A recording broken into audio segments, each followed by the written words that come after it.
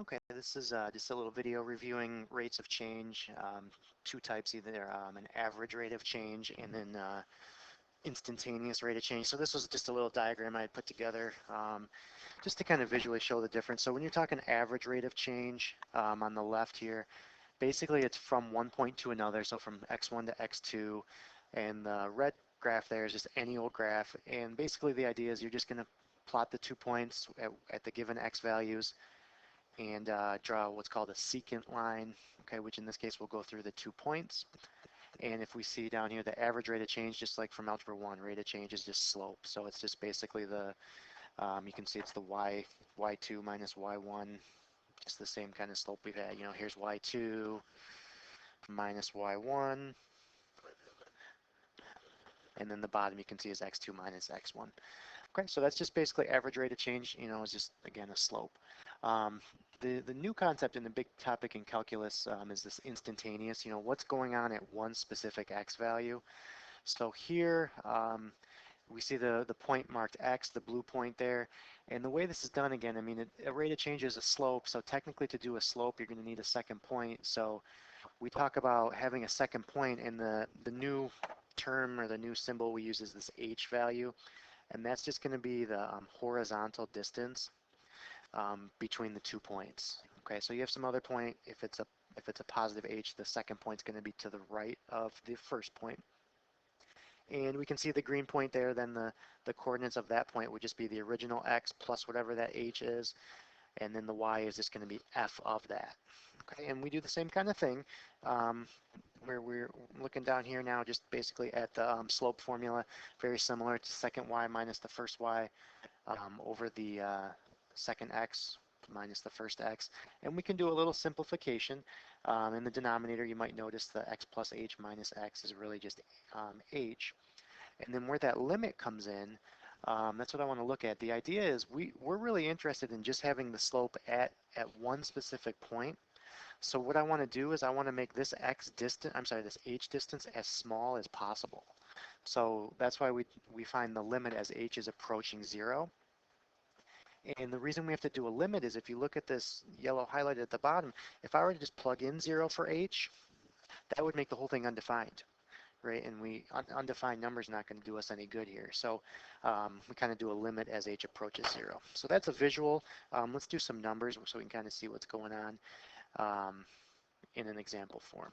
Okay, and also I'll show you guys a visual here too. So here's a point. Let's say we're interested in what's happening at x equals 2. I want to know the average rate of change and then an instantaneous. So first off, the orange curve there, that's just 3x squared. I just made that up. That's some, you know, quadratic. If I was interested in the average rate of change, let's say from 2 to 4, that would be when we draw the secant line. Okay, which looks like that. Looks like I'm one off here. Let's see if we can get that right at 2. Yeah. So to go from 2 to 4, notice the h value, the distance between the two, which is h, that's 2 units.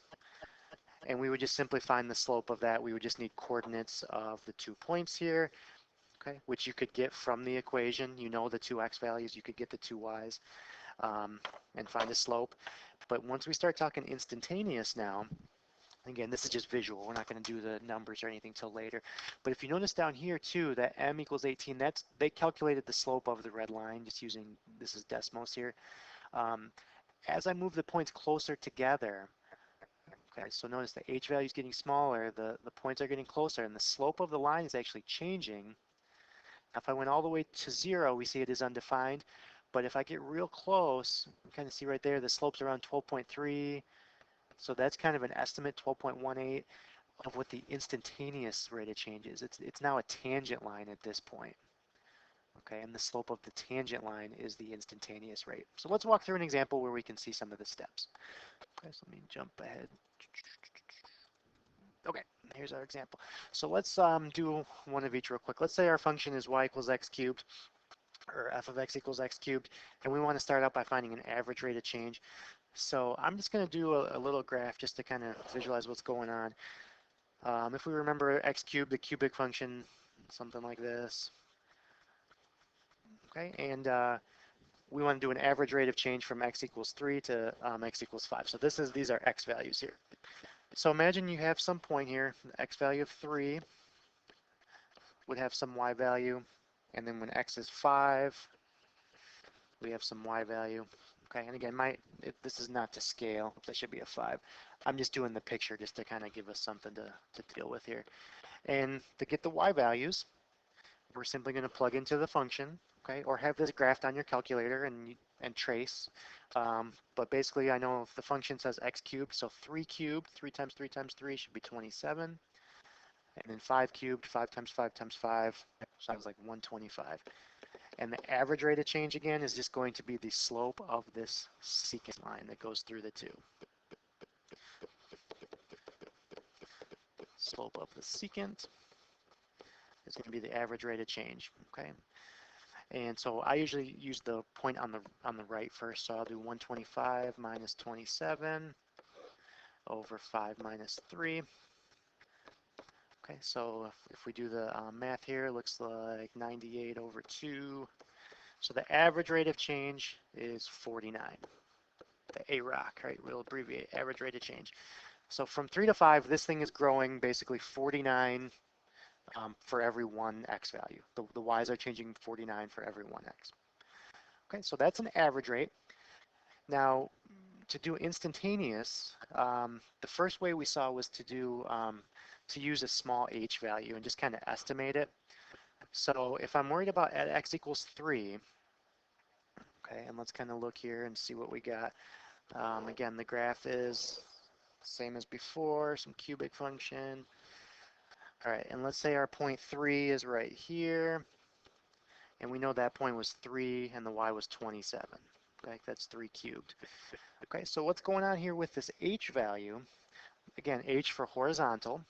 That's the horizontal distance to the next point. Okay, so in the previous example, the h value was like 2, because we went from 3 over to 5. Okay, so we're going to use a much smaller h value to try and get an instantaneous. And then, again, this is just an estimate. To get the actual answer, we'll do in a second using the difference quotient and the limit. So if I think about, I'm just going to exaggerate this a little bit. Let's say I'm going 0.01 farther away. So that point is now 3 plus 0.01 or 3.01. So that point's here. The x is 3.01. Okay, and the y value there, I'm going to have to do 3.01 cubed, so probably a calculator problem. So 27.27. Okay, sounds good.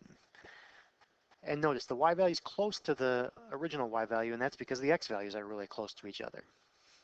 Okay, and the thought process is there's still going to be a slope here. Okay, again, this is just really exaggerated. These points are really, really close together. But the estimate for the instantaneous rate of change, the IRAC, will just be the slope of that secant line. Okay, so I'm going to do the same kind of thing, the difference in the y's over the difference in the x's. And in this case, it's going to be 0.27 up top, 0.01 on the bottom. And if we do the division there, that should turn out to just be 27. And that's going to be our estimate of the instantaneous rate of change. Okay, so looking above, we got a 49 average rate of change, and that was from 3 seconds to 5 seconds. But now if we're talking just at 3 seconds, we're estimating that at that instant, the rate of change is about 27. Okay, so let's kind of walk through now and get the actual instantaneous rate of change. This is actually calculus now. Okay, so the definition of the derivative, and that goes back to where we started when we showed the slope, when I showed that diagram right here. For the instantaneous rate of change, this highlighted on the bottom right here, that's the definition of the derivative. Okay, it's going to find the slope basically as h approaches 0. Okay, so let's do that.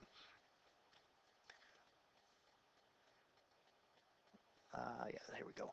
All right, so our function's x cubed, and we're going to do this at x equals 3. Okay, so you can refer back to the diagram at the beginning, but basically what we're going to end up doing is we are going to find the limit as h approaches 0 of f of x plus h minus f of x all over h. Okay, and that again was just from the visual earlier. So for our problem, f of x we know is still x cubed. Okay, so if we think about what this is actually going to go right there. Okay, that's the same thing. And then what I like to do, I find it helpful sometimes, is to think about what would f of x plus h be?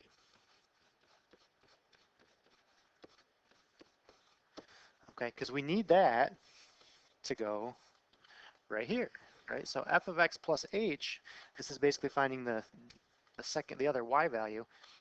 Well, think about the rule given. If f of something, I'm looking up here, if f of anything is that thing cubed, then f of x plus h has to be x plus h all cubed.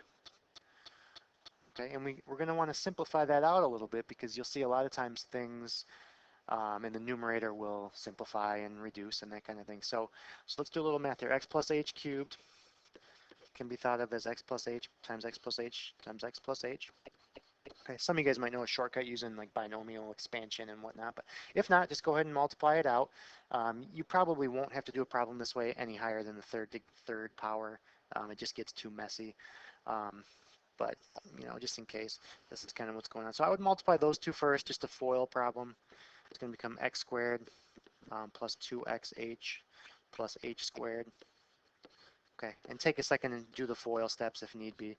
But that still needs to get multiplied by x plus h. And then we'll distribute these out again. So x cubed, I'm just timesing, right now I'm distributing the x squared to both. So x cubed plus x squared h plus, now I'm going to distribute this guy, 2x squared h plus 2x h squared.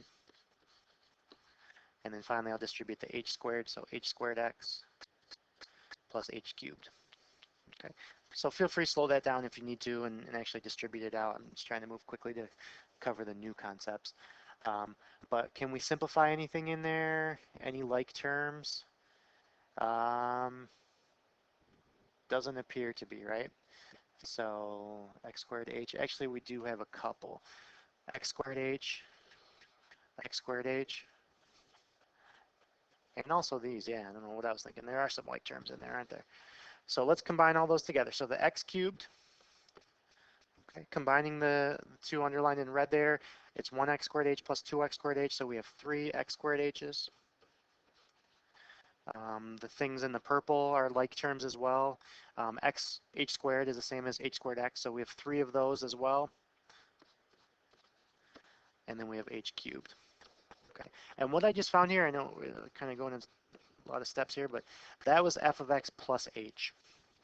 Okay, so that is what's going to go in the yellow highlighted portion up top there. Okay, so this piece is really just going to go right here. Okay, so let's rewrite that difference quotient now. A little bit of organizing here and try and put it all together here. Okay, so that was kind of some scratch basic work to get going. So I need the limit as h approaches 0 of f of x plus h, which is this big thing we just found. And it looks messy now, but again, watch, a lot of things are going to work out in just a second here. Okay, that's f of x plus h. We need to minus, up here now, we need to minus f of x, which is just x cubed, right? That was given at the beginning. And it's all over h. Okay, so just kind of keep our highlighted color coding going. This was the f of x plus h. And what color did we use? Blue. This was f of x. Okay, so make sure we're clear on that. It really is just, I just really did plugged everything into this so far. That's where we're at. And that's what we're going to simplify. Okay, it's just a fancy version of finding a slope. Okay, and now if we do some simplifying, I haven't taken a limit yet, so I need to still write that. Limit as h approaches 0. What happens up top? It looks like the x cubed can be, we kind of cancel each other out, and that's probably about it. 3x squared h plus 3x h squared plus h cubed all over h. Okay. And now can we divide each term by h? Yep, so let's do that. So we have the limit as h goes to 0, right? So I'm kind of dividing them all because there's a division by h. So the first term would just be 3x squared because that would cancel. Here, one of the h's would cancel, so 3xh, and one of those would cancel. So it would be h squared. Okay, so that's where we are, no fraction anymore. We divided the h out. All right, now we're taking a limit as h approaches 0, so I should be able to just plug in 0 for h. So I don't need to write limit anymore because I'm going to put the 0 in there and in there. So this is going to be 3x squared plus 3x times 0 plus 0 squared. And you won't need to show this step. I'm just showing it for the sake of showing everything kind of. So it's really just going to be 3x squared. Okay. That is known as the derivative of our function.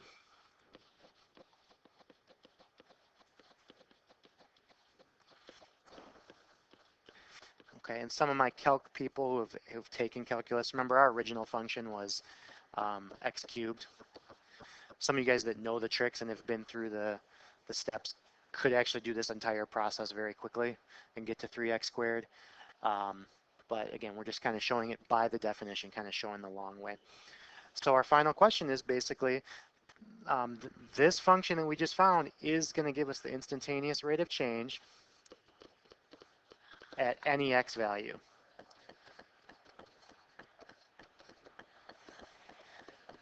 And our question was just focusing on a certain x value, which was 3. So all we're going to have to do is plug in 3 for that. Let me just give this a name too. This is called f prime of x, if you want to use that notation. Remember, regular f of x was x cubed, so the new one's f prime of x. And we wanted to find that value at 3. That was what our question was about. So it's just going to be 3 times 3 squared, 3 times 9, which is 27. Okay. And if you note, that is what we got when we estimated it in part B. We estimated it using a small h value. We got the same answer. So sometimes it'll match up, sometimes they'll be slightly off, but that's kind of the process there. There's rate of change.